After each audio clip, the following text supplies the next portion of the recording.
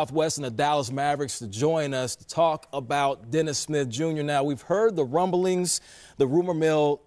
Number one, what have you seen personally that would lead you to believe that the Mavericks are ready to move on from a lottery pick like Dennis Smith Jr.? Well, I quite honestly, Ro, I think it's really more the outside perception that they are ready to move on.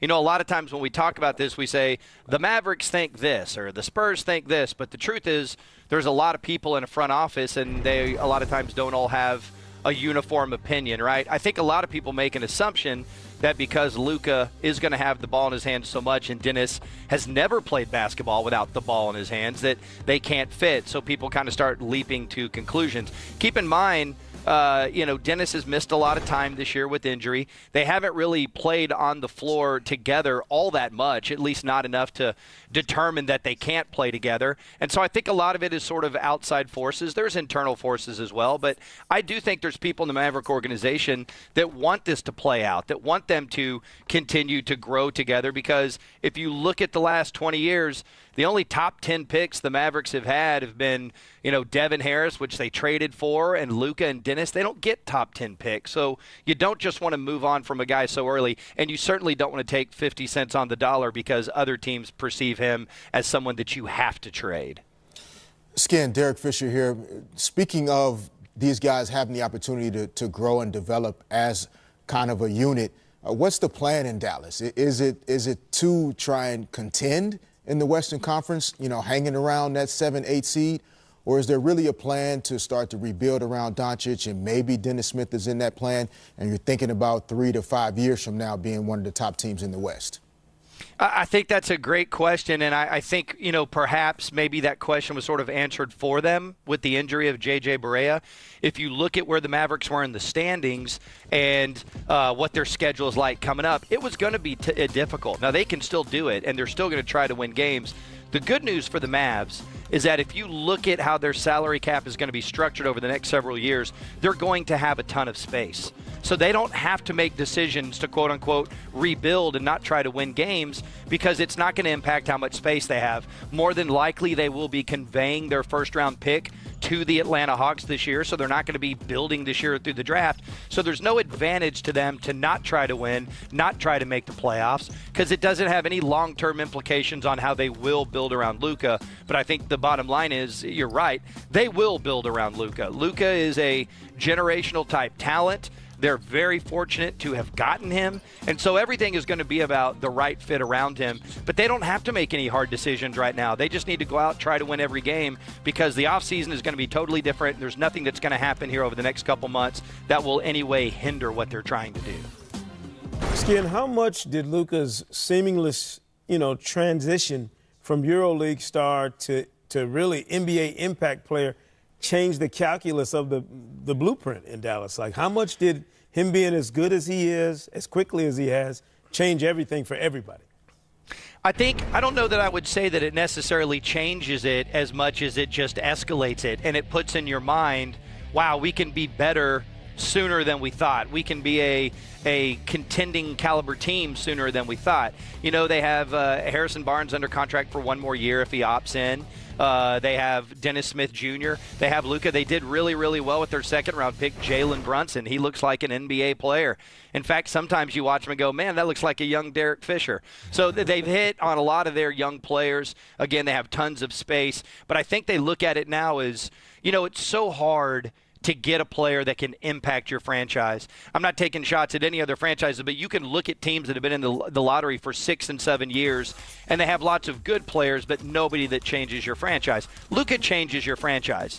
I don't think it's even a question now at this point. I mean, even if he dips a little bit, it's still all-star caliber type play. So now you look at it and go, okay, is he the sort of sensation that other players want to come play with? We have all this cap space. Can we get some of these free agents? Or more likely, I think, make trades to acquire players into your cap space. That's the way the Mavericks got Harrison Barnes from the Warriors in the first place. They like to not overcommit to situations and see what opportunities arise. They did it with Monte Ellis. They did it with Harrison Barnes. They did it with Bogut. They've been very good and fortuitous at doing that type of stuff, and I think Luka's the kind of guy that players will want to play with. So it doesn't change things, I would say, as much as it escalates this whole process and makes it happen sooner. Hey, Skin, before we let you go, of course, we talked about Luka on the court. We've witnessed what he's done, his clutch moments. He's come up big, doing everything he wants to on the court. But the impact that he's had away from the basketball court, the Luka mania that we've discussed, it's even impacted your family as well. Yeah, guys, so I got a 13-year-old daughter, and I not only work for the Mavericks, but I work in sports talk radio, and we're the Dallas Cowboys station and the Rangers station. So we've been around Dak and Zeke and with the Rangers and all this stuff. The only one she's ever cared to have her picture taken with is Luka Doncic. And I don't know if maybe she thinks they're the same age. I don't know what the deal is here, but Luka mania is real, boys. And when we went on the recent East Coast trip, and you could see it in Boston and Philly, with a lot of European media being there and the types of questions that Rick was having to answer, it is real. It is crazy. I'm in shock that he's where he is with the All-Star voting, but I think it just sort of lends itself to the idea that, hey, this guy is a phenom. At 19 years old, he'll be 20 later this month. He was a star over in Europe. He is a star here. And if you hear what Draymond Green says about him after they play, or Paul George says about him after they play, other top-flight players in this league recognize it, and I think fans are loving the Luka step-back magic. We get it every night here, and it's pretty good stuff. You know, it's pretty good stuff. You joining us right here, coming up clutch as usual. Jeff Skin Wade, enjoy the game, man. Greatness as usual. Hey, thank you, boys. Have a great night. 10-year challenge. Everybody's been taking it, and Luka, he accepted it today. Take a look at Luka. 10 years ago? Wearing diapers? I mean, come on. I mean, this was a part of the baggy era. We all remember the early 2000s. We were all wearing baggy clothes, and wearing baggy basketball uniforms was the thing. I love the 10-year challenge with these people who were, like, in second grade. And now they're like, I don't want to think about the 10-minute challenge, let alone the 10-year challenge. Yeah, no, I want no parts of this challenge at the moment where I was 10 years ago. You weren't in a bad place. No, not at all. Not at all. You weren't in a bad place at all. But, I mean, but Luka has been uber impressive so far. Thoughts real quick. All-star team, all-star player, yes or no? Is he a top 24 player in the NBA right now? I mean, he's in the conversation. Yeah. He is, and that alone, to me, says a lot. The West it's tough to make the All-Star team in the West. If we ever get to a format where there's no conferences and it's just 24 top guys, maybe he gets in anyway. But in the West, for him to get in outside of fan voting, you know, you have to start thinking about putting him in front of some bona fide all-star guys. And I'm not sure, as great as he's been, if he goes above, you know, Dame Lillard's and other guys that are in the West that there's no way you can leave off the roster. Yeah, my test is always, what's been the hurdle for a rookie? Like, how high a bar has a rookie had to climb to get into the playoff mix? Was LeBron an all-star as a rookie? You know what I mean? Like, very true. Because to me, and everybody likes to compare numbers with Luka and LeBron, you know, in terms of what they did at this point of their rookie seasons, it's tough. Like, it's one thing to be an impact player and to surprise us or to really kind of shock us with how well you've played. It's another thing to be sitting there on All-Star Sunday, getting your name called with the best of the best. Guys who have been playoff vetted over, you know, the decades. That is a very high bar. Luka, to me, has future All-Star for a very long time written all over him. Yeah. But I'd have to go through player by player to see, does he jump this guy? Does he jump that guy? If the Mavericks aren't competing in the playoff mix. Now, if that's a different calculus. If he's got the Mavericks up in that mix, maybe that top four mix for the playoffs, then we can talk. Right now, great story, future All-Star, but I'm not sure he's there right now. Well, as a rookie, if he does, he would join the companies of the recent guys like Shaquille O'Neal. You think about Blake Griffin, Yao Ming, who made the All-Star game as rookies. That's tall cotton right there. Yes, it is. Very good be company. among those players. Luka has great handles, but which player would you want to take these handles? Oh. Is it Kyrie? Oh. We're building the perfect player. We're going to show you how it's done. Coming up next on GameTime. We got two games for you on Thursday, trusting the process, visiting the Pacers, and then the Lakers and Russell Westbrook and PG-13. 9:30 p.m. Eastern. Coverage starts at 6:30 with the Game Time. That's us on NBA TV. Now, you notice I didn't say LeBron because he will not be playing. LeBron James out for at least 2 more games. However, he has been cleared to return to practice next week. Since injuring his groin, the Lakers have gone 4-7 in 11 games without him. Their next two are on the road at OKC, which is on our network, and at Houston. And Rich Paul, his agent, weighed in today, reading, quote, "We don't give a bleep what nobody thinks or says. We're going to do what's best for him. The best case scenario was 3 weeks. The worst case was 6 weeks. And we're right on schedule," end quote. Rich Paul drops the mic and walks off. Number one, how often do agents put out statements like this for their players speaking for them as a spokesperson? How often do you see this in the NBA or any professional sport? It's unique. Happens. Yeah, I mean, Does it seem unusual or am I tripping? No, I think it's unique in LeBron's case because we're so Yes. used to hearing directly from LeBron James. But I would sense that the rancor about where's LeBron rescue this season, as it cranks up, there are going to be instances where somebody has to say something. I think this might have been Rich Paul just kind of want to set the record straight.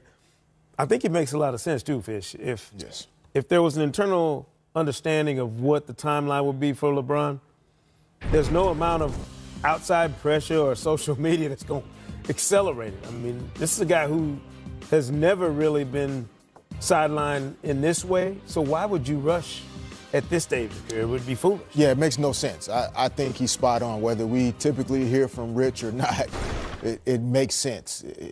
He's LeBron's agent. His job description is to do what's best for LeBron. So what he says makes sense, and I agree in terms of the timing. I think everyone's just kind of clamoring for something because LeBron hasn't really spoken. Obviously, the Lakers are being cautious. They're not saying much other than he'll be reevaluated at the proper times. And so it's more noise than anything.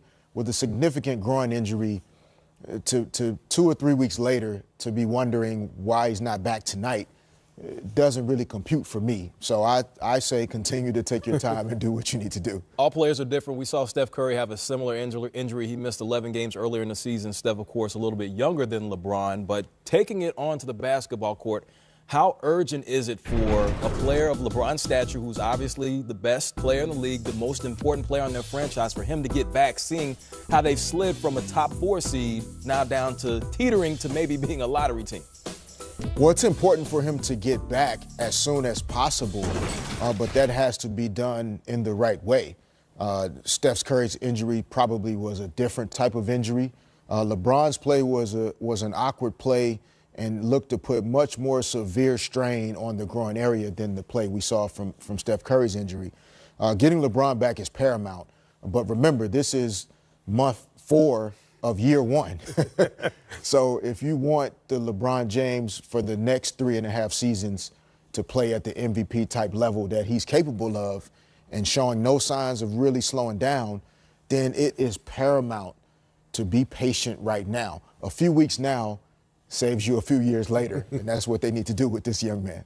Well, it seems like you definitely want to take that into consideration, but let's not forget LeBron's not getting any younger. We all know Father Time's undefeated, so while you still want to manage that injury, you still want to make sure you don't lose an opportunity. This is a team that was right there close to the 2 seed earlier in the season. But that was early in this season. There was also a situation where, did we really think the Lakers were a top 2 or 3 team in the Western Conference right now? So what they're doing is exposing themselves for what we knew them to be without LeBron James. You know, a team that would be maybe battling for one of those final spots in the playoff mix. The bigger pressure to me on the Lakers is actually external. You got now a Utah team with a very favorable schedule coming up, throughout this entire second half of the season, and they're playing better. So now if you're the Lakers, you're not just playing for the internal expectations. Now you got to worry about the real estate around you and who is climbing, who's coming up after you, chasing that playoff spot that you've been sitting in. That's where I think the pressure, not on LeBron or anybody else, but just on the organization itself, weighs heavier than it might have otherwise. Look at what the Jazz, the Kings, and really the Timberwolves and Pelicans are kind of out there, but not a threat right now the way that the Jazz are, clear and present. And then the Kings, if they get on a roll, then that's another team you got to worry about. What you got to have, if you're the Lakers, is LeBron back healthy and drama-free down the stretch run of the season. If Yes. it takes 2 or 3 more games, 4 games, whatever it is, you weigh that out and allow LeBron the time he needs to get healthy. We talked about this off cam, but showing the signs of panic is when you look at Magic and Rob Pelinka and those guys. And Derek, I'll direct this question directly to you since you're familiar with the inner workings of that organization. Is there a situation where they make a knee-jerk reaction and make a move even though they're still waiting on LeBron just to try to maintain staying afloat in the Western Conference playoff standings? I don't get the sense that that's what the feelings are. I think the thoughts lead more towards the future than right now. I believe the move to add LeBron James this year, or the decision that he made to come to LA, was really about what they're going to build this year into next year and really positioning themselves to be a destination for another top free agent or another top player via trade. Mm-hmm. And I think they've done a lot of that work. I do think that there are other players around the league that at the right time and if things fit together, they will be willing to join LeBron in LA. And I think that's on track. And so I'm not sure if there's any huge move they would make in terms of LeBron being in or out. I think that move will be made either way. The only potential wrinkle in this entire timeline, of course, is the trade deadline. You know, if somebody is desperate at the trade deadline to make a move or to do something and the Lakers are on that phone, then all bets are off. We don't know what might happen. But I think that would be the case whether LeBron is in uniform Correct. or not. That's what I agree with. Having the trade deadline on the schedule the way we do before All-Star Weekend changes the dynamic, changes everybody's metric on how you approach it. That's the only – if to me, if the Lakers get past the deadline, Fish, why would you do anything to upset what you potentially have going on this summer? You ride this season out no matter what, no matter Yes. who's healthy. Let chips fall where they will and continue with your long-term plan to build this organization back up to the point where it can be a contender for years to come.